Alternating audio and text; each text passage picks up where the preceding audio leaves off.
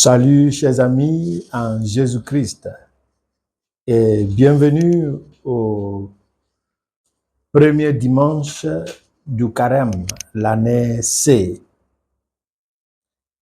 L'Église nous propose le livre de Deutéronome, chapitre 26, verset 4 à 10, où il est question de la profession de foi des peuples élus, qui retrace l'origine des voyages de leur père, qui est araméen, et qui a séjourné en Égypte, a souffert, et en tant que nomade, tout ce qu'il a raconté en Égypte, il est devenu esclave, et Yahweh Sabaoth a entendu son cri, il est venu à son secours. Et la deuxième lecture nous parle de Romains chapitre 10, versets 8 à 13, qui est aussi la profession de foi en Jésus-Christ. Et la foi que nous professons par notre bouche et la foi que nous acceptons par notre cœur, que Jésus est le Sauveur et Jésus est la raison d'être de notre existence et de notre foi. Et notre accent sera mis sur l'évangile Luc chapitre 4, verset 1 à 13, qui relate la tentation ou les tentations de Jésus-Christ après son baptême et son séjour, 40 jours et 40 nuits au désert, et à travers le jeûne et la prière. Et nous avons le thème « La force spirituelle attire une attaque spirituelle ». Le chiffre de 40 nous rappelle de la période du carême qui va avec 40 jours et 40 nuits, sans compter les dimanches. Jésus, après son baptême, sur l'onction de l'Esprit Saint, s'est rendu au désert pour le jeûne, la prière, la pénitence. Et pendant cette période, et au terme de cette période, il a été tenté par le diable. Et trois choses nous est présentées. Mais avant cela, je dirais que aucune ascendance spirituelle n'est capable d'éloigner le diable de nous. La seule différence est que cette ascendance spirituelle nous outille, nous donne la capacité de dévoiler les tactiques du diable pour ne pas tomber dans son piège, mais pour dire qu'il y a le niveau où nous devons atteindre pour éloigner de nous sa tentation, ça n'existe pas. Au contraire, plus vous devenez puissant dans l'esprit, plus le diable change la stratégie pour venir te tenter. Et c'est pourquoi Jésus, après 40 jours et 40 nuits, était rempli d'une force spéciale.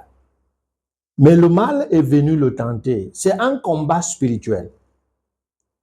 C'est un combat spirituel. Un voyage de son cœur et de la réalité de sa vie. Il a été commandé de transformer la pierre en pain parce qu'il avait faim.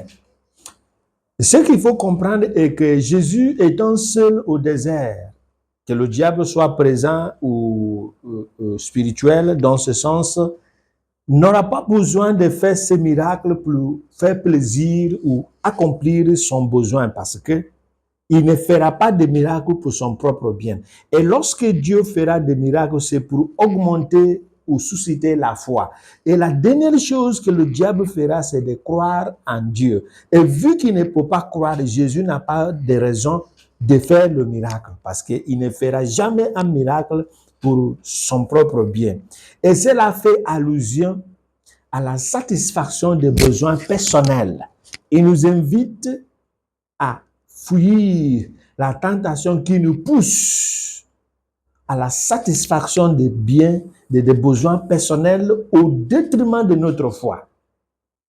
La deuxième tentation, c'est au sommet. Il lui a montré le monde. la terre, tout ce qui l'habite, pour dire que il faut l'adorer. Il faut s'incliner. Il faut s'incliner. Cela nous parle de pouvoir, domination mondaine.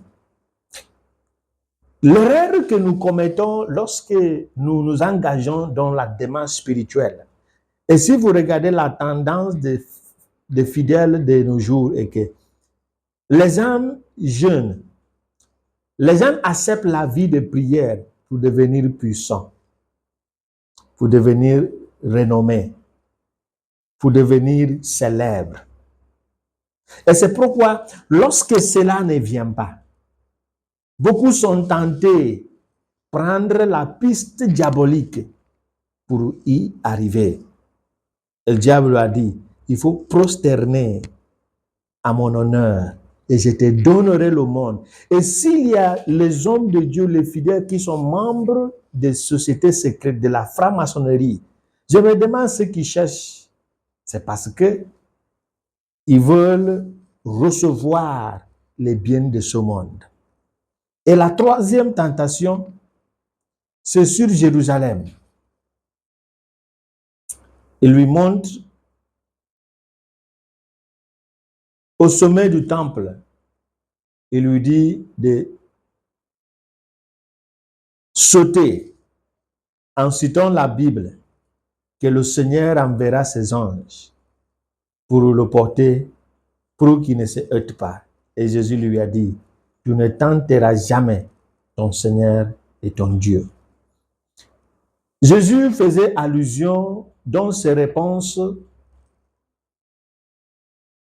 au livre de Deutéronome chapitre 6 et chapitre 8 pour donner des réponses, pour contrarier ce que le diable donnait en faisant référence aux psaumes et autres parties de la Bible. Et cela nous appelle à faire attention au pouvoir. Il nous arrive de penser que la force spirituelle nous amène à faire des concurrences. On voit des pasteurs, des prêtres qui déclarent la journée des concours spirituels avec les féticheurs. Ce n'est pas nécessaire. On n'a pas besoin d'arriver à ce stade. Il y en a qui arrivent au stade où ils prononcent les mots pareils. Si cela n'arrive pas, il faut savoir que je ne suis pas un homme de Dieu. On n'a pas besoin de ça. On n'a pas besoin de ça. Il y en a qui arrivent aussi à mettre leur vie en danger parce que ils sont remplis d'une puissance, parce qu'ils sont les hommes, les femmes de Dieu.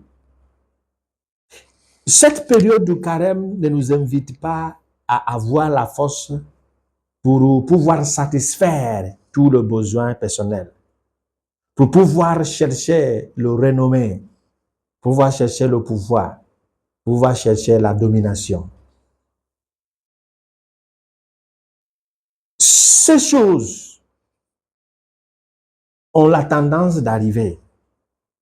Mais le fondement de notre période du carême, c'est la transformation des moi intérieurs pour être meilleur et pour avoir une union, une expérience, une rencontre authentique avec Jésus. Et pour vous dire que aucun carême fait d'une manière authentique n'arrivera sans nous donner la force spirituelle. Et Jésus nous prévient à ne pas utiliser ces forces charismatiques d'une manière erronée. Parce que ce n'est pas son but. Nous avons corrigé une mentalité, à savoir que lorsque j'avance, je crois, j'évolue dans le domaine spirituel, le mal doit fouiller. Non, ce n'est pas possible. La différence en est qu'ils ne pourront pas te contrôler. Parce que la force qui domine ta vie te donne la capacité de détecter leurs tactiques et de maîtriser leur façon de te tenter. Mais si tu es quelqu'un qui veut tout donner réponse à tout, la tendance de chute est là. Si tu es quelqu'un qui grimpe les échelles de la vie spirituelle pour avoir le renommée, pour être célèbre, la tendance de chute est là. Si tu es quelqu'un qui cherche la force, la dominance, la tendance de la chute est là. Maintenant, que faire? C'est de se référer à la façon de Jésus qui examine et qui analyse chaque situation pour voir si cette proposition vient de Dieu ou pas. C'est le discernement qui nous aide à savoir quand faudra-t-il agir, pourquoi agir et comment agir.